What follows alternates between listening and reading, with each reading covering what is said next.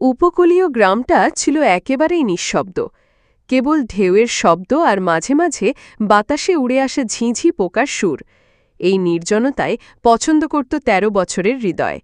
সে প্রায়ই একা একা সমুদ্রের ধারে এসে বসে থাকত। তার বাবা ছিলেন জেলে, মা কয়েক বছর আগে অসুস্থ হয়ে মারা গিয়েছেন। বাবার চোখে সে যেন এখন একমাত্র আলো।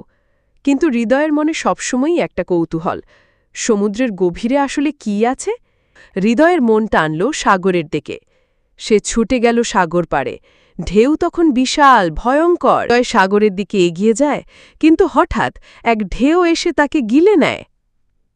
সে যখন জ্ঞান ফিরে পায়, নিজেকে দেখে এক আলোর গম্বুজের মধ্যে পানির নিচে। সে শ্বাস নিতে পারছে, অথচ সে তো জলের নিচে। সামনে ভেসে আছে এক অপরূপ রূপকথার জলপরী। সোনালি চুল, নীল ঝিলমিল চোখ আর রূপালি লেজ। সে হেসে বলে, স্বাগতম হৃদয়, আমি মায়া। হৃদয় কেঁপে ওঠে, তুমি জলপরী? মায়া মাথা নেড়ে হেসে বলল, তুমি আমার ডাক শুনেছ, তাই আমি তোমাকে এনেছি।